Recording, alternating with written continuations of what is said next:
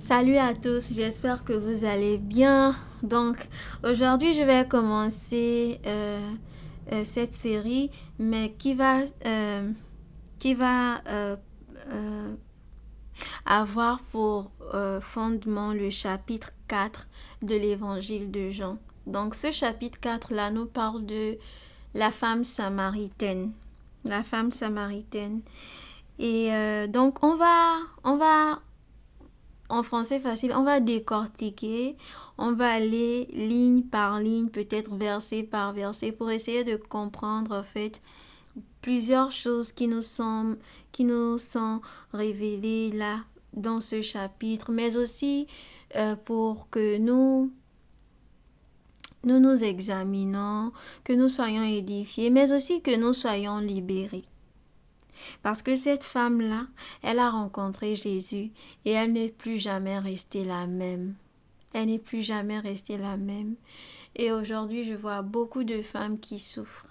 Beaucoup de femmes qui souffrent dans leur cœur, dans leur âme. Beaucoup de femmes qui ne comprennent pas, qui ne savent pas, parce qu'elles n'ont pas encore rencontré le véritable Jésus. Elles n'ont pas encore bu l'eau vive que le Seigneur Jésus veut leur apporter. Donc, on va aller dans la parole. Je ne vais pas tout finir aujourd'hui, mais je vais m'arrêter à un certain niveau. Donc, dans Jean, voilà, je vais lire. Et si vous avez vos Bibles aussi, ce serait bien d'aller dans le chapitre 4 de l'évangile de Jean.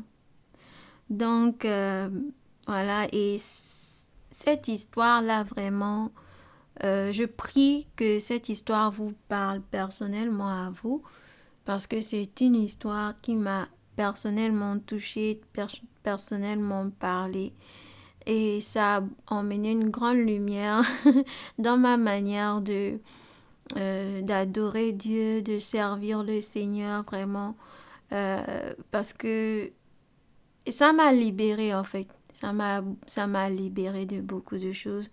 Et on dit que vous connaîtrez la vérité vous affranchira.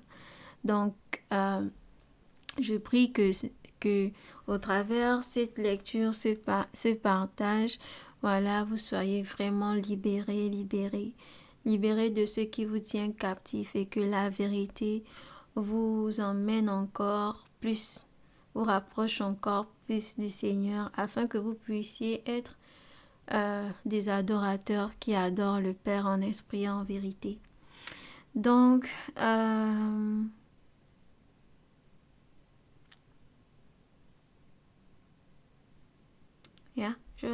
vais lire Jean chapitre 4 verset.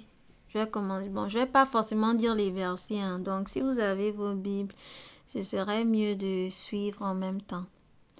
Le Seigneur sut que les pharisiens avaient appris qu'il faisait et baptisait plus de disciples que Jean. Toutefois, Jésus ne baptisait pas lui-même, mais c'étaient ses disciples. Alors il quitta la Judée et retourna en Galilée. Comme il fallait qu'il passât par la Samarie, il arriva dans une ville de Samarie nommée Sichar, près du champ que Jacob avait donné à Joseph son fils. Là se trouvait le puits de Jacob.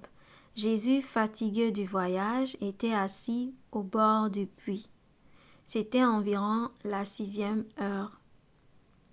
Une femme de Samarie vint puiser de l'eau. Jésus lui dit, « Donne-moi à boire. » Car ses disciples étaient allés à la ville pour acheter des vivres. La femme samaritaine lui dit, « Comment toi, qui es juif, me demandes-tu à boire, à moi qui suis une femme samaritaine? » Les Juifs, en effet, n'ont pas de relation avec les Samaritains. Je vais d'abord m'arrêter là, parce que c'est très important. Bon, voici le Seigneur Jésus qui est tellement fatigué, et là, il est au puits, et une femme samaritaine s'approche, et Bien sûr, elle vient pour puiser de l'eau. Et c'est alors que le Seigneur lui demande à boire. Bon, normalement, euh, si un étranger te demande à boire, la, comment dire, la bienséance voudrait que normalement tu donnes à cette personne à boire d'abord. Mais on va voir que l'attitude de cette femme est un peu étrange. Euh, et on se demande pourquoi, mais elle va le dire. Hein. Elle va dire comment toi, qui es juif, me demandes-tu à boire, à moi qui suis une femme samaritaine. Donc déjà, elle remarque que, ah, mais cet homme-là, il me demande à boire, mais il n'est pas samaritain, il est juif. Et elle, aussitôt, elle dit ça à Jésus. Ça veut dire que si elle emmène ça, en fait, sur le tapis, si elle soulève ce point-là, c'est que c'était vraiment quelque chose de très fort entre... Il y avait quand même quelque chose entre les Samaritains et les Juifs. Donc, et pour comprendre cela, en fait, il faut qu'on reparte dans l'histoire, l'histoire des Samaritains et des Juifs. Les Samaritains, normalement, sont nés de... on va aller lire. On va fermer d'abord on va s'arrêter là, on va fermer la parenthèse, on va s'arrêter là et on va remonter dans l'histoire déjà, l'histoire. Donc, ça se passe dans 1 roi 12, hein. 1 roi 12. 1 roi 12 pour comprendre pourquoi il y avait un conflit, pourquoi cette femme-là, elle parle de Samaritains et de Juifs. 1 roi 12.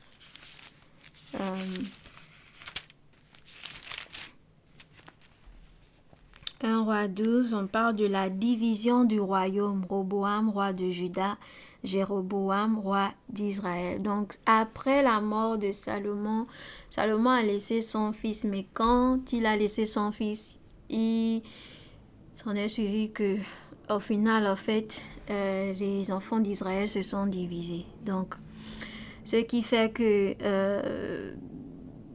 voilà, il y a eu des royaumes essentiellement deux royaumes qui se sont formés.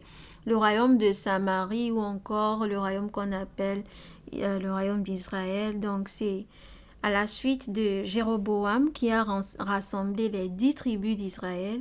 Il n'approuvait pas la gouvernance de Roboam, fils de Salomon. Du coup, on avait Roboam qui dominait le royaume de Juda qui était formé de 2 tribus. Je crois la tribu de Juda et Benjamin, si je ne me trompe pas. On va lire. Donc, le royaume de Juda, quand vous entendez le royaume de Juda, c'est un royaume qui est formé de 2 tribus essentiellement. Et le royaume d'Israël, c'était tous les 10 autres tribus qui formaient le royaume d'Israël. Donc, en gros, la Samarie.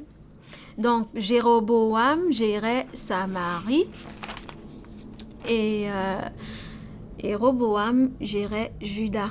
Donc, le problème est que Jéroboam, lorsqu'il a formé le royaume de Samarie, en fait, il a interdit au peuple, donc à tous les enfants d'Israël, d'adorer, en tout cas de moins de ceux qui étaient à Samarie, à ces tribus-là, d'aller adorer l'Éternel à Jérusalem. Et Jérusalem se trouvait dans le royaume de Juda. Donc Jéroboam, en fait, il a eu peur que la présence de l'Éternel soit avec Roboam. Du coup, il a interdit aux gens d'aller adorer à Jérusalem. Et ce qu'il a fait, en fait, c'était très grave. Il a construit des temples en Samarie. Et ces temples-là n'étaient malheureusement pas conduits par des Lévites comme la loi de Moïse le recommandait. Donc, et aussi, à part ça, Jéroboam avait fait une statue d'un veau d'or. Et il a érigé des hauts lieux sur lesquels le peuple allait adorer des dieux étrangers. Et cela n'a vraiment pas plu à Dieu. Donc, on va lire 1 roi, chapitre 12, pour comprendre la formation du royaume et des cultes, en fait, que il avait érigé. Donc, 1 Roi chapitre 12, on va lire. On va lire. Roboam se rendit à Sichem car tout Israël était venu à Sichem pour le faire roi. Lorsque Jéroboam, fils de Nébat, eut des nouvelles, il était encore en Égypte où il s'était enfoui loin du roi Salomon, et c'était en Égypte qu'il demeurait. On l'envoya appeler. Alors Jéroboam et toute l'assemblée d'Israël vinrent à Roboam, donc Roboam le fils de Salomon qui avait succédé à son père, et lui parlèrent ainsi. Ton père a rendu notre joug. Donc là, ce sont l'assemblée d'Israël qui parle à Roboam. Ton père a rendu notre joug dur. Toi maintenant, allège cette rude servitude et le joug pesant que nous a imposé ton père, et nous te servirons. Il leur dit, allez et revenez vers moi dans 3 jours. Et le peuple s'en alla. Le roi Roboam consulta les vieillards qui avaient été auprès de Salomon son père pendant sa vie, et il dit, que conseillez-vous de répondre à ce peuple? Et voici ce qu'ils lui dirent, si aujourd'hui tu rends service à ce peuple, si tu leur cèdes et si tu leur réponds par des paroles bienveillantes, ils seront pour toujours tes serviteurs.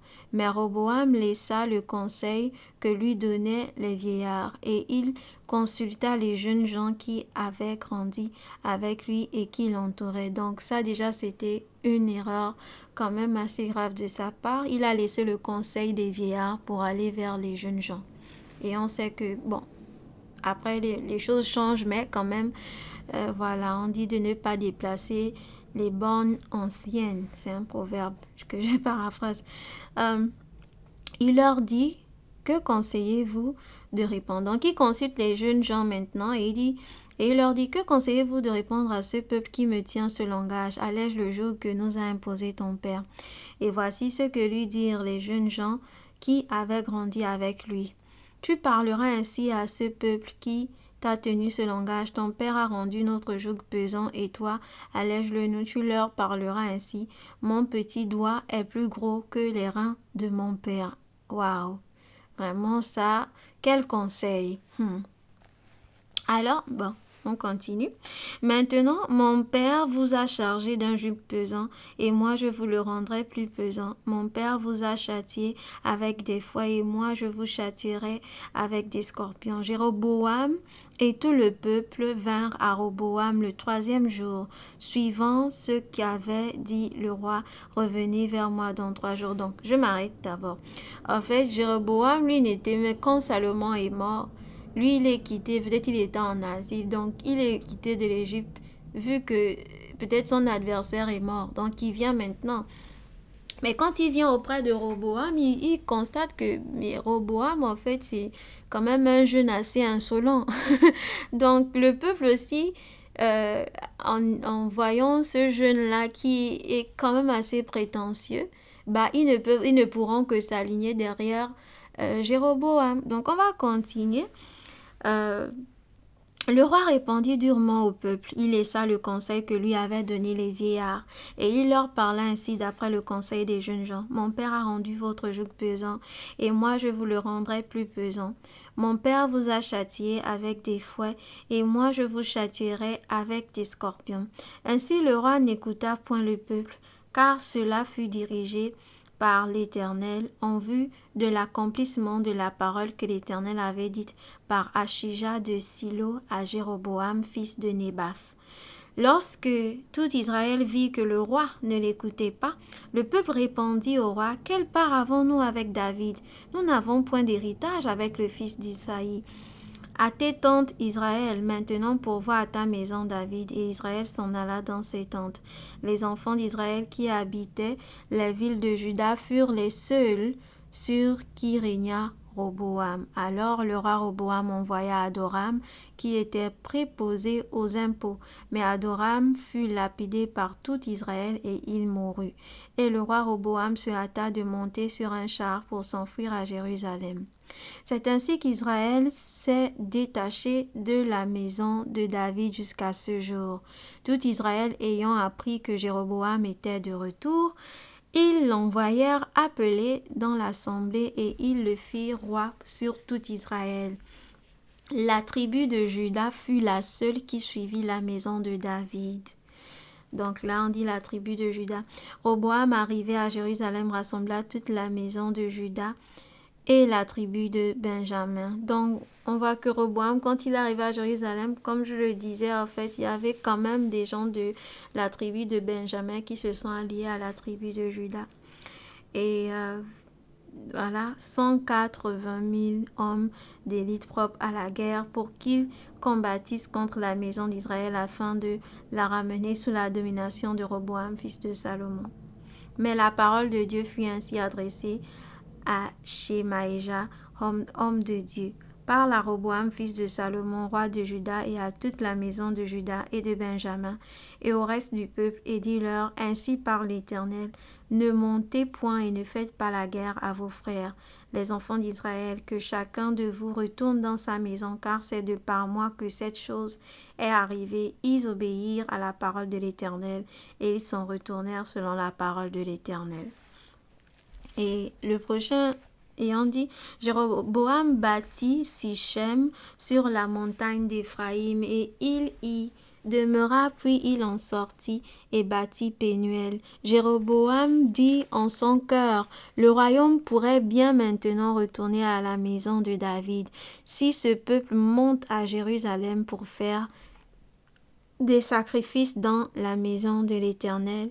Le cœur de ce peuple retournera à son seigneur à Roboam, roi de Juda, et ils me tueront et retourneront à Roboam, roi de Juda. Après s'être consulté, le roi fit 2 veaux d'or, donc Jéroboam fit 2 veaux d'or, et il dit au peuple, assez longtemps vous êtes monté à Jérusalem, Israël, voici ton Dieu qui t'a fait sortir du pays d'Égypte. Il plaça l'un de ses veaux à Béthel et il mit l'autre à Dan. Ce fut là une occasion de péché.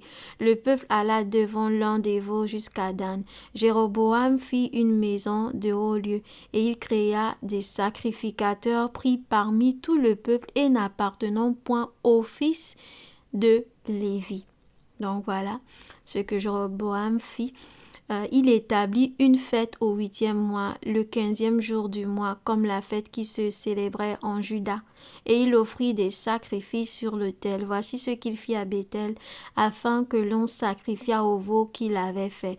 Il plaça à Béthel les prêtres des hauts lieux qu'il avait élevés, et il monta sur l'autel qu'il avait fait à Béthel le 15e jour du 8e mois qu'il avait choisi de son gré. Il fit une fête pour les enfants d'Israël et il monta sur l'autel pour brûler des parfums. Donc voici ce que Jéroboam a fait. C'était vraiment très grave et c'est pourquoi on voit que y a de la discorde entre les Samaritains et les Juifs, parce que justement les Samaritains, ils étaient dans le mélange. Ils n'avaient pas vraiment le culte vrai que Dieu voulait, comme Dieu avait donné des lois, des commandements à Moïse, que voilà, ce sont les Lévites qui sont chargés de faire ceci, de faire cela. Mais les Samaritains, en fait, c'était plus le cas, vu que Jéroboam avait donné, il avait créé autre chose, en fait. Donc, on va repartir dans Jean. On repart dans Jean, la femme samaritaine. Donc, je voulais seulement lire ça pour recadrer, pour mettre un peu les choses dans leur contexte, parce que c'est important de savoir qu'est-ce qui s'est passé, vu que quand même cette femme, c'était vraiment grave au point où tu rencontres quelqu'un qui te demande de l'eau, qui est épuisé certainement, et toi, tout ce que tu trouves à dire, en fait, c'est mais on n'est pas de la même race, on n'est pas de la même tribu, on n'est pas de la même culture, voilà, si on peut dire. Et donc, elle fait remarquer cela, que tu es juif. Et en plus, elle ne dit pas seulement qu'elle est samaritaine, mais elle ajoute quelque chose. Je suis une femme samaritaine. Et les juifs, en effet, n'ont pas de relation avec les samaritains. C'était grave. Donc, les juifs, ceux qui se considéraient juifs, c'était les vrais, c'était ceux de Juda et le reste et quelques-uns de la tribu de Benjamin qui s'étaient ralliés à Roboam parce qu'ils avaient gardé le culte de Dieu. Ils avaient gardé les préceptes et comment il fallait faire le culte de Dieu. Alors qu'en Samarie, c'était pas le cas. Ils avaient commencé à adorer d'autres dieux. Rien n'était respecté. Et ils ont continué comme ça. Donc, ils avaient quand même, ces deux peuples avaient quand même des relations assez, assez tendues en fait. Donc, les Samaritains, ils étaient considérés un peu comme des idolâtres. Et voilà quoi. Donc, euh, on va continuer, je vais lire. Jésus lui répondit, si tu connaissais le don de Dieu et qui est celui qui te dit donne-moi à boire, tu lui aurais toi-même demandé à boire et il t'aurait donné de l'eau vive. Seigneur, lui dit la femme, tu n'as rien pour puiser et le puits est profond. D'où aurais-tu donc cette eau vive? Es-tu plus grand que notre père Jacob qui nous a donné ce puits et qui en a bu lui-même ainsi que ses fils et ses troupeaux? Jésus lui répondit, quiconque boit de cette eau aura encore soif, mais celui qui boira de l'eau que je lui donnerai n'aura jamais soif. Et l'eau que je lui donnerai deviendra en lui une source d'eau qui jaillira jusque dans la vie éternelle. Donc, je voulais aussi d'abord m'arrêter quelque part par rapport au fait que cette femme-là mette en avant sa culture et tout ça. C'est vraiment parfois aussi, je dirais que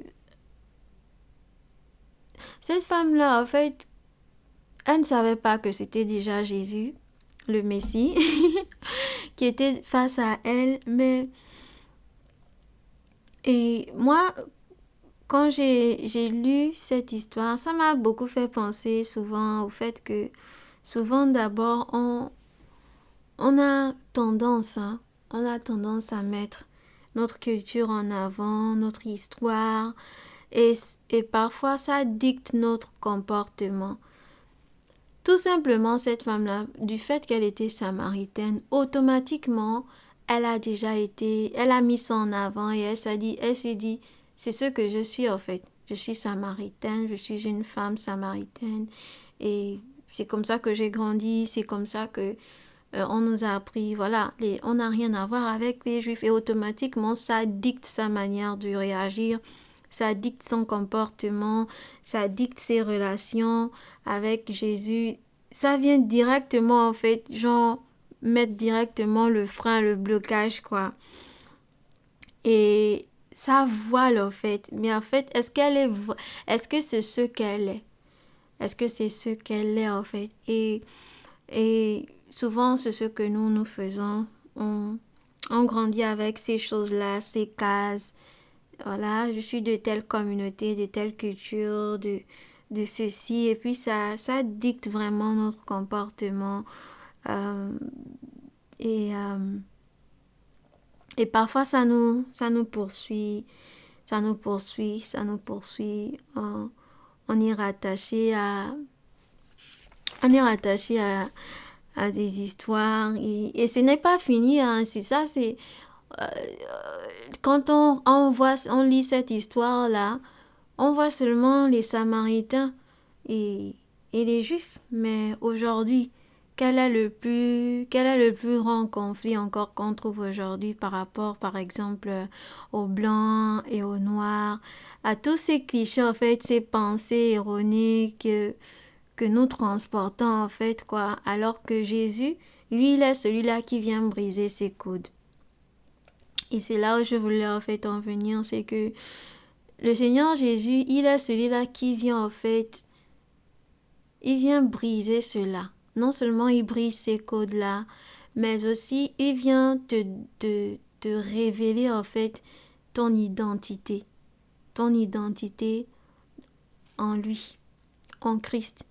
Parce qu'on a grandi avec une certaine manière de choses, une culture, mais quand on rencontre Jésus, en fait, on prend maintenant son identité. Notre identité n'est plus rattachée à ce que je suis juif, à ce que je suis samaritaine, à ce que je sois une femme. Mon identité, c'est d'abord en Christ. Je suis en Christ et en Christ, je suis une nouvelle créature. Je suis une nouvelle créature. Et Jésus, il vient briser ces codes-là. Ce qui fait que lorsqu'on accepte le Seigneur dans nos vies, on est vraiment appelé aussi à ne plus marcher selon ces choses. On est appelé à ne plus mettre ces choses en avant, mais à mettre notre identité en Christ en avant. Oui, bien sûr, il y a certains qui vont dire, oui, j'ai une culture, oui, on n'en disconvient pas, mais ce qui doit d'abord te définir, c'est ton identité en Christ. Parce que tu as été régénéré en lui. Tu es né de nouveau. Les choses anciennes sont passées. Toutes choses sont devenues nouvelles. Donc maintenant, tu ne vas plus dire je suis d'abord juif, samaritaine. Non. Tu vas d'abord dire je suis d'abord enfant de Dieu. En Christ d'abord. Donc, et le Seigneur va lui dire, il va lui parler de l'eau, d'une eau. Il dit d'abord à la femme, si tu connaissais le don de Dieu et qui est celui qui te dit donne-moi à boire, tu lui aurais toi-même demandé à boire et il t'aurait donné de l'eau vive. Et cette femme, elle est perdue. Elle dit, mais Seigneur, lui dit la femme, tu n'as rien pour puiser et le puits est profond. D'où aurais-tu donc cette eau vive? Es-tu plus grand? Et c'est là où en fait le Seigneur dit, mais quiconque boit de cette eau aura soif, aura encore soif. Mais celui qui boira de l'eau que je lui donnerai n'aura jamais soif. Et les paroles du Seigneur ne sont pas des paroles vides. Quand il dit que quiconque boit, que celui qui boira de l'eau que il va donner n'aura jamais soif, c'est la vérité en fait. Parce que quand on n'est pas en Christ, on a soif. On a soif de beaucoup de choses. On a soif de tellement de choses. Mais quand on commence à boire du Seigneur, on n'a plus soif. Il étanche notre soif. Il étanche notre soif. La soif de vouloir paraître. La soif de rechercher une quelconque satisfaction en ayant quelque chose. Et cette femme-là, elle avait soif. Elle n'avait pas seulement soif, c'est-à-dire que oui, bien sûr, elle venait puiser de l'eau parce que peut-être elle n'avait plus d'eau chez elle, mais ce n'était pas cette soif physique-là en fait.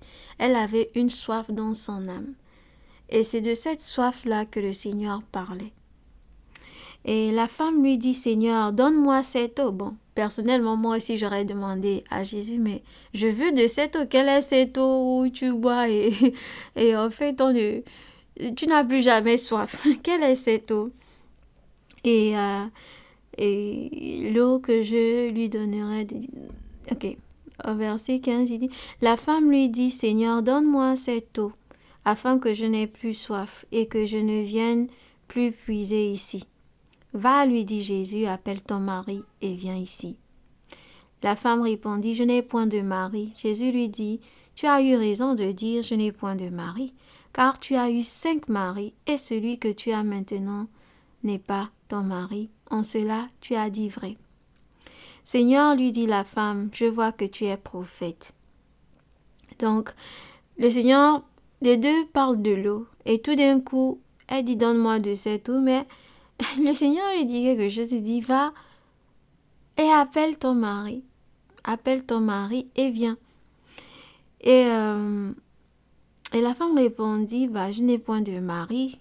Jésus lui dit, tu as eu raison de dire, je n'ai point de mari, car tu as eu 5 maris et celui que tu as maintenant n'est pas ton mari. En cela, tu as dit vrai. Tu as dit vrai. Et aussitôt, la femme, elle dit, je vois que tu es prophète. En fait, elle change de sujet. Elle change de sujet. Mais c'est assez incroyable parce que le Seigneur ne lui dit pas, par exemple, non, va, appelle ta soeur, va, appelle ton enfant, va, appelle peut-être ton fils. Non, il dit, va et appelle ton mari. Et on sait bien que le Seigneur Jésus, il ne dit pas des choses parce qu'il a envie de dire seulement. C'est avec but. Et il avait vu en fait que c'était ça le problème de cette femme. Quelque part, il y avait un problème en fait dans sa vie. Il y avait quelque chose que peut-être elle voulait, comme je disais, c'est une soif. qu'elle voulait combler, mais elle ne pouvait pas combler ça en fait.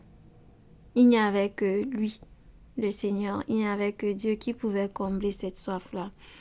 Et il pointe le problème dans sa vie. Il pointe le problème dans sa vie. Et là, elle change de conversation. Elle dit, ah, je vois que tu es un prophète. Je vois que tu es un prophète. Tu es prophète. Nos pères, elle continue, nos pères ont adoré sur cette montagne et vous dites, vous, que le lieu où il faut adorer est à Jérusalem. En fait, c'est incroyable parce que maintenant, elle quitte de sa vie personnelle, en fait, et elle va maintenant dans maintenant, voilà, un sujet assez, très différent, vraiment. Je ne sais pas comment elle a fait, mais vraiment différent. Et là, elle parle de l'adoration. Elle parle de l'adoration. Donc, voilà, peut-être que c'était une femme quand même qui était un peu intéressée, qui s'intéressait quand même d'une part ou d'une autre à l'adoration de Dieu, à la religion. Et du coup, elle pose la question, nos pères ont adoré sur cette montagne et vous dites, vous, que le lieu où il faut adorer est à Jérusalem. Donc, on a lu quand même un roi, hein, on a lu un roi, on a vu comment, voilà, Jéroboam avait placé des hauts lieux là-bas et tout ça. Et donc, elle dit, et le Seigneur dit, femme, lui dit Jésus, crois-moi, l'heure vient où ce ne sera ni sur cette montagne, ni à Jérusalem que vous adorerez le Père. Vous adorez ce que vous ne connaissez pas, nous adorons ce que nous connaissons, car le salut vient des Juifs. Donc, il dit, voilà, les Samaritains, ils étaient dans le mélange. Ils étaient dans le mélange, donc c'était clair. Mais l'heure vient et elle est déjà venue où les vrais adorateurs adoreront le Père en esprit et en vérité, car ce sont là les adorateurs que le Père demande. Dieu est esprit, et il faut que ceux qui l'adorent l'adorent en esprit et en vérité. La femme lui dit, je sais que le Messie doit venir, celui qu'on appelle Christ. Quand il sera venu, il nous annoncera toutes choses. Jésus lui dit, je le suis, moi qui te parle. Là-dessus arrivèrent ses disciples qui furent étonnés de ce qu'il parlait avec une femme. Donc, eux, les disciples, je pense pas qu'ils savaient déjà qu'elle était samaritaine. Ils ont juste vu une femme. Donc, déjà, comme elle-même, elle avait souligné, je suis une femme samaritaine. Elle n'était pas seulement une femme, mais elle était aussi samaritaine. Mais les disciples, ils l'ont vue parler avec une femme, ce qui était un peu... qui clochait un peu. Voilà. Mais ils n'ont rien dit, ni toutefois aucun ne dit, que demandes-tu ou de quoi parles-tu avec elle? Alors la femme, ayant laissé sa cruche, s'en alla dans la ville et dit aux gens, venez voir un homme qui m'a dit tout ce que j'ai fait. Ne serait-ce point le Christ?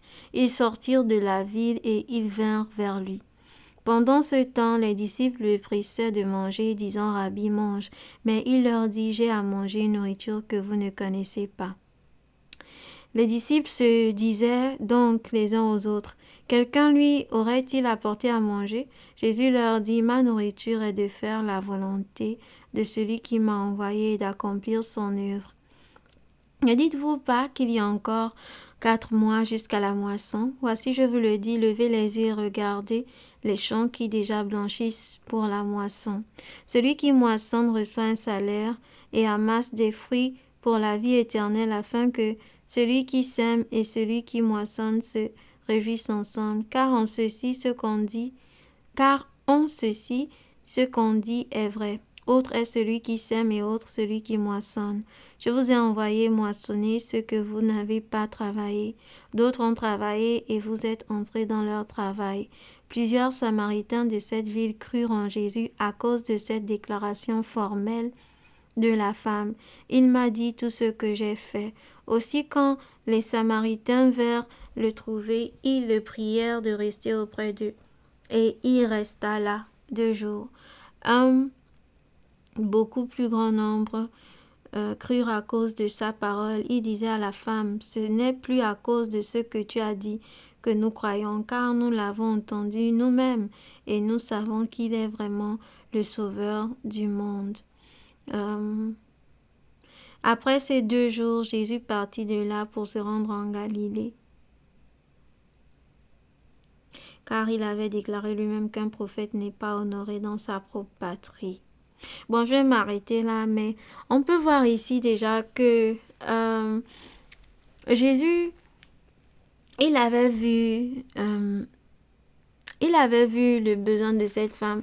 Et même quand cette femme a commencé à parler, à mettre sa culture en avant et tout ça, il n'a pas suivi cette femme dans son débat. Il n'a pas suivi cette femme dans ça. Quand elle a commencé à dire, voici, et ça doit aussi nous apprendre, ça doit aussi nous apprendre que parfois, peut-être les gens voudront parler de, voilà, notre culture, d'où on vient, notre histoire, ou ce genre de débat-là. Mais, suivons l'exemple de Jésus. Jésus ne s'est pas lancé dans ce débat de juifs samaritains. Il savait, il connaissait. Mais il a préféré, en fait, voir le besoin de cette femme. Il a préféré aller à l'essentiel. Et il a tout simplement touché un point essentiel de sa vie. Et c'est sûr, même quand il a touché ce point de sa vie-là, il n'est pas resté sur là, comme on voit souvent certains faire. Certains, en fait, ils vont... Quand je vois souvent certaines personnes qui parlent sur la vie des gens et puis vont dévoiler tous les secrets de la personne devant tout le monde. Mais c'est pas ça, en fait. Dieu n'est pas là pour exposer les gens ou bien pour commencer à les embarrasser ou bien les mépriser ou bien dire que voilà, tu as ça, ça, ça, ça et puis à cause de ça, comme je vois souvent la plupart, certains qui entre griffes, ils disent prophète, mais je ne crois pas qu'ils comprennent le cœur de Dieu en fait. Quand Dieu, par exemple, révèle quelque chose sur quelqu'un, je crois pas que c'est pour exposer cette personne comme on le voit ici, là et là. Non, au contraire. C'est pour emmener cette personne-là, c'est pour parler au cœur de cette personne, c'est pour lui dire que non, il y a un moyen de sortir, il y a mieux en fait, il y a des eaux vives. Viens, si tu as soif, si c'est ça ta soif, Dieu peut étancher ta soif. Et donc, c'est comme ça que quand on révèle un peu ce secret-là, peut-être elle cache ou bien je sais pas comment, mais elle a quand même dit quand le Seigneur l'a parlé de euh, des eaux vives, quand le Seigneur l'a parlé de l'adoration, quand le Seigneur lui a dit je suis le Christ, elle n'a pas euh, elle n'a pas quand les disciples sont venus, ils l'ont vu parler avec cette femme. Et après, de suite, la femme est partie en courant. Elle a laissé sa cruche. Elle a même oublié qu'elle était venue au départ puiser de l'eau. Mais je crois que vraiment euh, la véritable eau dont elle avait besoin, c'était l'eau de vie. C'était l'eau de vie, c'était l'eau de vie. Et je crois que le Seigneur lui a donné l'eau de vie.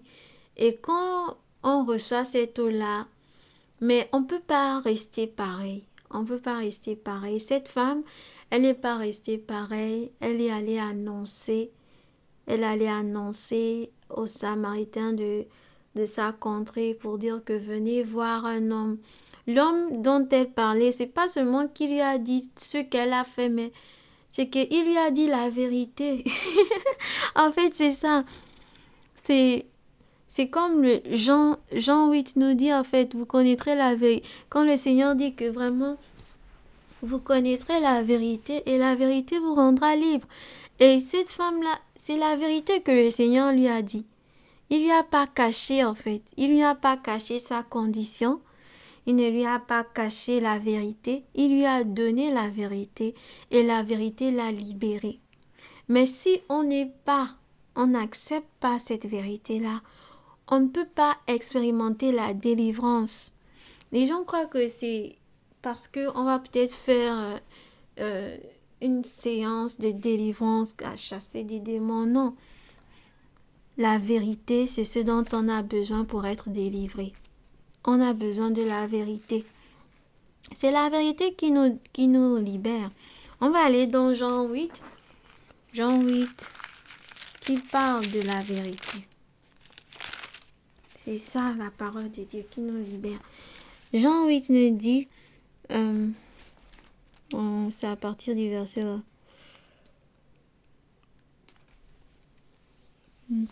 Verset 30, il dit, comme Jésus parlait ainsi, plusieurs crurent en lui.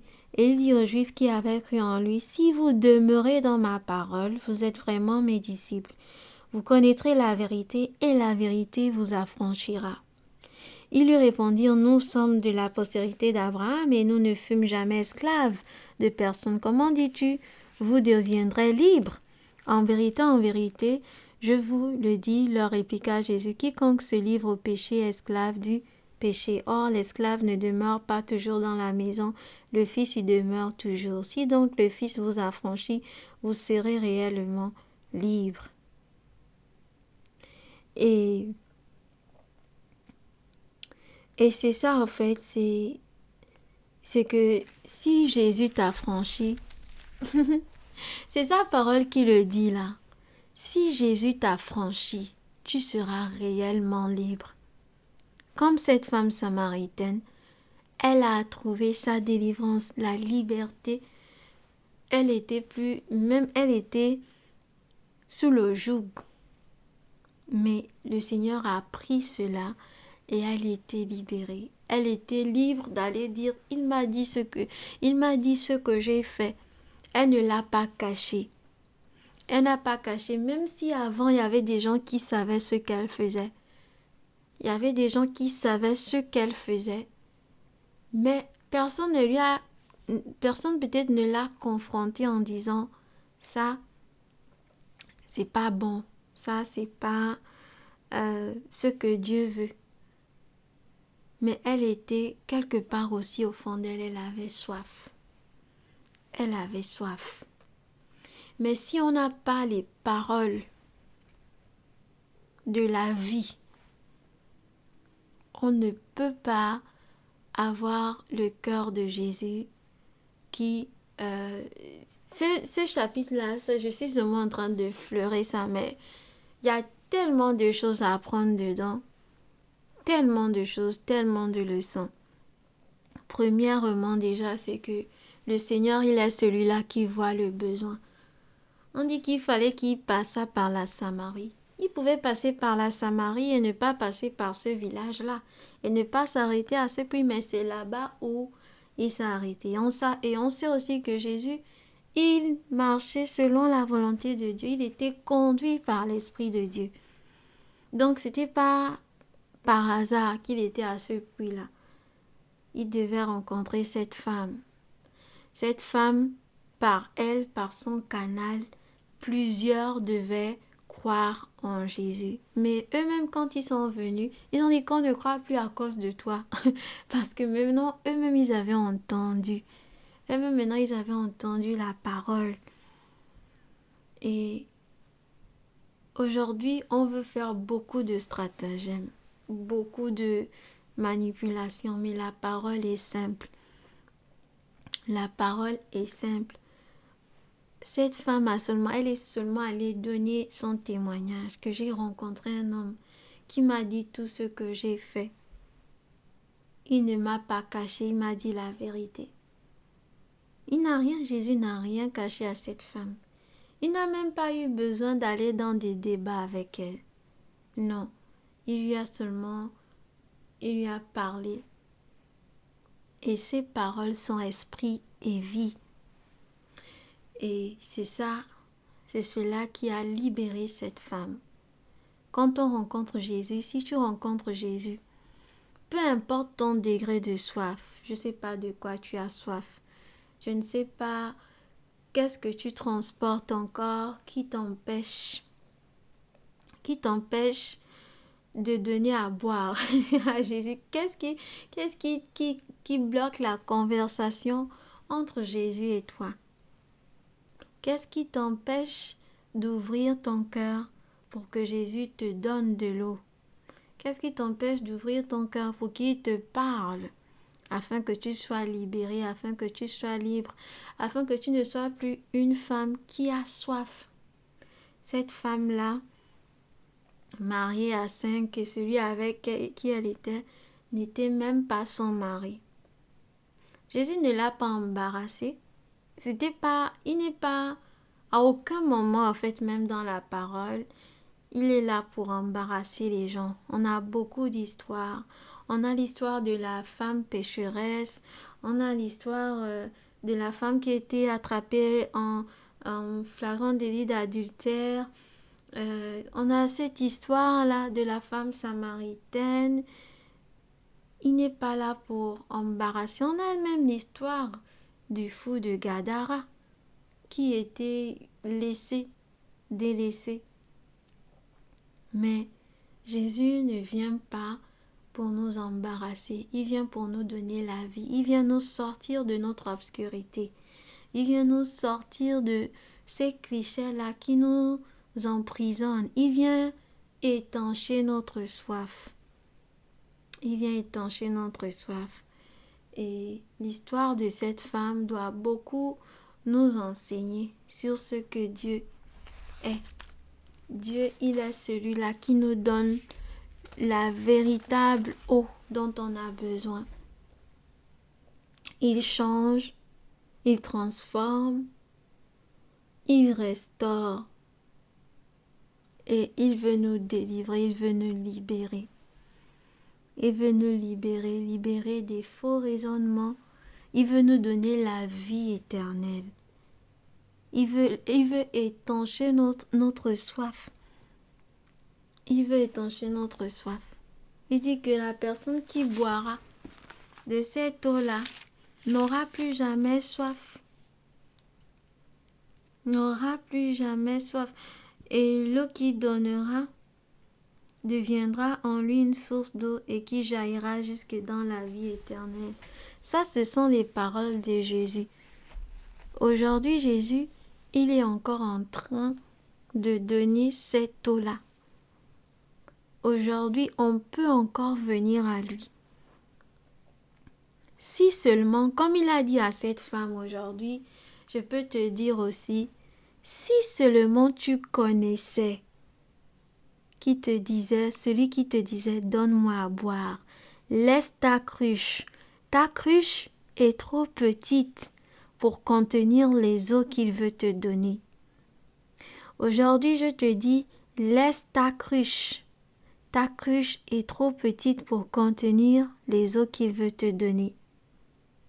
Si tu connaissais le don de Dieu, si tu connaissais celui qui te dit donne-moi à boire, si tu savais qui était Jésus, si seulement tu savais qui était Jésus et qui est celui qui te dit donne-moi à boire, tu t'empresserais de laisser ta cruche et de demander cette eau. Et cette eau, c'est une eau qui donne la vie. Et comme je le disais, c'est une histoire qui m'a parlé personnellement parce que quand on suit le Seigneur, on ne se rend pas compte dès le départ que c'est une relation. On peut penser connaître le Seigneur, mais après, il te montre encore que non, il y a encore des choses. Si tu connais celui qui est en train de te dire de laisser ta vie, si tu connais celui qui est en train de te dire délaisse cette vie-là, délaisse cette manière, cette soif, ce qui t'emmène à commettre certaines choses, ce qui te pousse à toujours aller dans le péché, à toujours aller vers des choses qui te souillent. Il dit qu'il peut étancher cette soif-là. Peut-être parfois, tu te bats, tu dis, ah mais comment je vais faire, comment je vais laisser ça. Mais aujourd'hui, il te dit, qui peut te donner, il peut te délivrer. C'est possible. Avec Jésus, il te délivre de cette soif. Il ne va pas seulement, il va à la racine. Il étanche la soif. Il va à la racine du problème afin que tu puisses vraiment le connaître. Afin que tu ne puisses plus jamais avoir soif. Alors que si tu viens à lui pour dire Seigneur, je dépose ma cruche, je n'ai plus envie de venir à ce puits chaque fois puiser. J'ai envie d'avoir une source en moi qui jaillit jusque dans l'éternité, parce que ce sera une source qui donnera des eaux vives. Et c'est ça que nous voulons. Nous ne voulons pas marcher avec Jésus et toujours avoir soif. Avoir soif du mariage, avoir soif de l'argent, avoir soif de la promotion, avoir soif des choses de ce monde, la popularité, avoir soif quand on envie les autres, quand on est jaloux, quand on est dans on est dans des relations qui n'honorent pas Dieu, le concubinage, quand on est dans la fornication, l'impudicité, l'immoralité sexuelle, quand on est dans le mensonge, on est dans le vol, on a soif. Il y a une soif en nous. Peut-être on se dit le vol va étancher cette soif. On se dit le mensonge va étancher cette soif. On se dit le fait de paraître va étancher cette soif. Mais rien ne pourra étancher cette soif. Ce n'est que Jésus seul qui peut te délivrer. Viens à Christ et dépose ta cruche. Ouvre ton cœur pour qu'il étanche, pour qu'il parle à ton cœur, pour qu'il te donne des eaux vives, pour que tu aies une source, tu deviennes une source qui va aller comme cette femme. Cette femme n'est pas retournée chez elle, elle allait annoncer la parole. Elle allait parler de Christ, elle allait dire « venez voir ».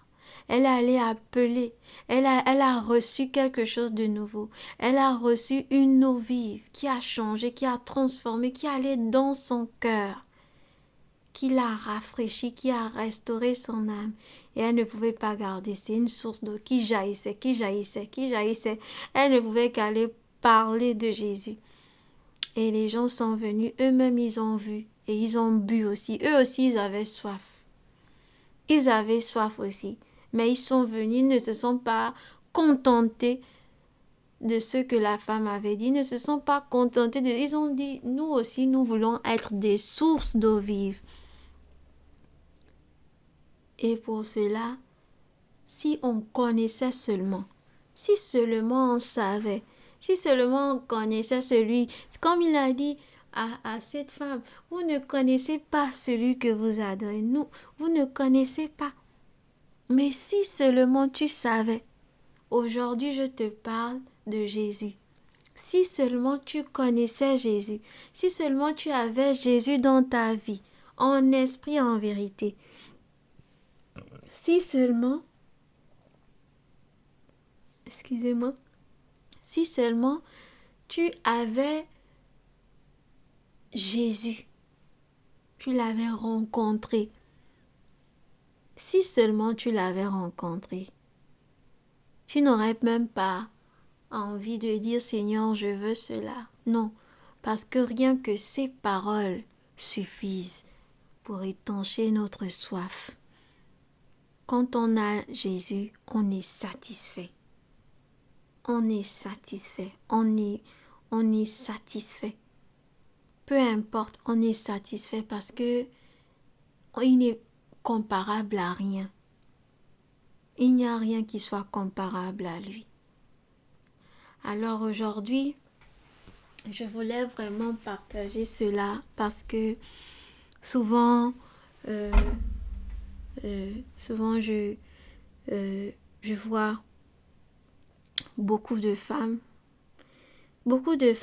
qui ont le cœur brisé, beaucoup de femmes qui sont malmenées, beaucoup de femmes qui pensent que le Seigneur ne les aime pas.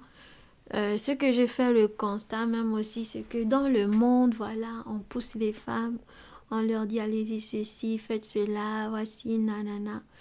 Dans l'église aussi, parfois on te réduit, comme si tu n'avais pas de valeur aux yeux de Dieu, alors que Dieu, il t'aime. Dieu, il aime tout le monde. Il ne fait pas d'acception de personne. Je ne parle pas des points doctrinaux et tout ça, mais je parle vraiment de l'amour, de notre identité en Christ. On a de la valeur aux yeux de Dieu. Il faut pas, euh, il faut connaître Jésus pour vraiment connaître son identité et être établi dans ça en tant qu'enfant de Dieu. Si tu ne connais pas Jésus-Christ, comme je disais, cherche à le connaître. On ne connaît pas le Seigneur à la bouche seulement. Non, on dit que le Père recherche des adorateurs qui l'adorent en esprit et en vérité. Il faut que ce soit dans la vérité. On ne peut pas seulement faire semblant. Tu ne peux pas faire semblant et penser que tu es en train d'adorer Dieu alors que tu n'es pas en train d'adorer Dieu. Tu ne le connais même pas. Tu n'es pas satisfaite dans ton cœur. Il y a un manque. Il y a toujours un manque. Il y a toujours un vide. Il y a toujours quelque chose qui est là en train de dire que tu es toujours en train de boucher, en fait, un trou. Mais viens à Jésus. Demande au Seigneur de te donner des eaux pour que tu sois comblé, pour que tu puisses vraiment être comme cette femme-là qui, par la suite, ira annoncer aussi les bienfaits du Seigneur, qui ira annoncer aussi que le Seigneur lui a dit, qui ira aussi changer aussi, qui ira aussi apporter ce message d'espoir, de transformation, ce message de délivrance. Cette femme, elle a été délivrée. Elle a été délivrée. Quand tu es délivré, tu ne vois pas, tu ne regardes, tu n'as pas ton besoin, c'est fini. Parce que Jésus déjà comble ton besoin. Il est déjà ta satisfaction. Peu importe ce qui peut se passer, il est ta satisfaction. Si Jésus n'est pas encore ta satisfaction, il vaut mieux aller vers lui et dire Seigneur, peut-être que comme cette femme-là, je ne t'ai pas encore rencontré. Comme cette femme-là, peut-être je n'ai pas encore bu jusqu'à ce que il puisse avoir une source qui jaillisse de moi. Donc, je voulais partager ça. Je ne sais pas si je vais encore revenir là-dessus, mais je vous encourage beaucoup à aller vous-même à méditer sur l'histoire de cette femme samaritaine parce que c'est une histoire qui parle beaucoup, qui doit aussi vous parler beaucoup. C'est une femme qui allait annoncer seulement aujourd'hui, on a besoin de beaucoup de stratégies pour amener les gens à Jésus. Les gens utilisent beaucoup de techniques, beaucoup de stratégies, mais cette femme, elle n'a pas utilisé beaucoup de stratégies, non? C'était dans la simplicité totale. Elle est allée dire, voilà ce qu'il m'a dit. Il lui a dit la vérité, elle allait dire, elle n'a pas eu honte. Elle n'a pas eu honte de dire qu'on lui a dit la vérité et ça l'a affranchie, ça l'a libérée. On lui a dit la vérité, c'est tout. Et les gens étaient émerveillés, ils ont dit non. Ils sont allés vers Jésus eux-mêmes, ils ont écouté. Ils ont écouté. Et ils ont su que il était le sauveur du monde. Il y a eu un grand nombre s'est approché de Jésus à cause de cette femme-là. Mais elle était libre. Quand tu es libre, tu dis que tu es réellement libre. Si le Fils t'a franchi, tu es réellement libre. Tu es réellement libre. C'est pas un mensonge, c'est une parole véritable. C'est une parole vraie. Quand Jésus t'a franchi, tu es réellement libre. Ce que les gens vont te dire, il faut pas. Si t'as franchi, tu es réellement libre. Mais s'il ne t'a pas franchi, tu peux pas être libre dans ton cœur. Tu ne peux pas expérimenter ce que cette femme a pu expérimenter. Tu ne peux pas vivre la liberté en Christ. Mais si tu laisses le Seigneur te donner de ses eaux, si tu laisses le Seigneur te donner de ses eaux vives, alors là, tu seras libre. Tu seras libre. Donc, je prie que le Seigneur parle à vos cœurs, à votre cœur. C'est pas les stratégies qu'on peut faire, des techniques. C'est tout simplement la parole de Dieu dont on a besoin. On a besoin d'avoir une source. On a besoin d'être rempli du Saint-Esprit. On a besoin de la parole de Dieu. On a besoin de l'écouter parce que ces paroles sont esprit et vie. Ces paroles ne sont pas des préceptes d'hommes. La parole de Jésus n'a rien à voir avec les préceptes d'hommes. Sa parole emmène la vie. Sa parole emmène la liberté, la délivrance. Et c'est pas des hommes qui peuvent changer ça. Sa parole est véritable. Quand il dit que si le Fils t'a franchi, réellement, tu seras affranchi, tu seras libre, c'est vrai. Il n'a pas besoin de tralala, de monter, descendre, aller à la montagne, prendre du sel, de l'huile.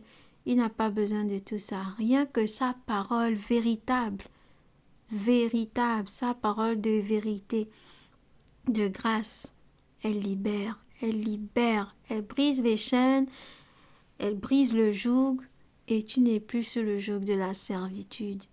Tu n'es plus esclave du péché. Non, tu n'es plus esclave du péché. C'est ce que la parole de Dieu fait. C'est ce que Jésus fait et il le fait encore aujourd'hui. Cette femme, elle est quittée de cette rencontre libérée, libre, affranchie.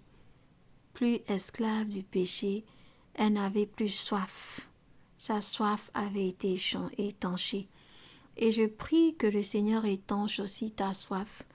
Je prie que le Seigneur te brise les chaînes qui t'empêchent vraiment de marcher librement en lui. Si tu ne l'as pas encore rencontré, je prie que tu te répandes et que tu l'invites. Tu confesses de ta bouche qu'il est Seigneur et Sauveur et tu seras délivré. C'est toi avec le Seigneur Jésus-Christ. C'est devant lui. Et ça demande un cœur humilié, un cœur qui s'humilie, un cœur qui se répand, un cœur qui demande pardon et un cœur qui accepte tout simplement la parole du Seigneur. Et le Seigneur, il veut encore sauver aujourd'hui, il veut encore guérir, il veut encore délivrer. Et il n'a pas besoin des préceptes d'hommes, de toutes les techniques que les gens peuvent créer. Lui-même, ses eaux suffisent. Ses eaux, sa parole, son esprit est encore aujourd'hui présent pour te délivrer, pour te sortir de tout ce qui te tient captif, te sortir du péché, te sortir des faux raisonnements, te sortir de l'impudicité, de la fornication, te sortir du mensonge, te sortir des commérages, te sortir de la colère, de la haine, du manque de pardon, de l'amertume, te sortir de l'orgueil, de sortir de la jalousie, de l'envie, de sortir des mauvais désirs, de sortir d'une vie souillée. Il veut te sortir de là. Et il tend sa main encore aujourd'hui. Et n'endurcis pas ton cœur. N'endurcis pas ton cœur. Et donc, le Seigneur est venu pour nous sauver de notre état, pour nous délivrer, afin que nous ayons la vie éternelle. Que nous nous répentons, nous soyons lavés, purifiés, justifiés devant le Père, notre Dieu, et que nous ayons la vie éternelle, l'éternité avec Christ. Et c'est par le sang de Jésus-Christ que nous pouvons être justifiés devant Dieu. Si tu reconnais, si tu as envie de sortir de la vie de débauche, de la vie souillée que tu es en train de mener, du péché que tu es en train de cacher, tout simplement, humilie-toi sous la main du Seigneur et lui, il prendra soin de toi. Cette femme, elle a tout simplement ouvert son cœur. Elle a dit la vérité. Elle a dit au Seigneur, oui Seigneur, c'est vrai. Elle n'a pas menti. Elle n'a pas menti. Le Seigneur lui a dit, tu as 5, va, appelle ton mari. Elle a dit, je n'ai pas de mari. Elle a été honnête. Et elle a accepté. Elle a accepté dans son cœur. Elle a été honnête et le Seigneur l'a rencontrée dans cette honnêteté et il lui a donné des eaux vives. Il lui a donné des eaux vives. Il ne l'a pas embarrassée, mais il l'a emmenée à accepter la vérité et à changer et à être transformée et à être restaurée. Donc, aujourd'hui, le Seigneur tend encore sa main à plusieurs pour que nous puissions le rencontrer.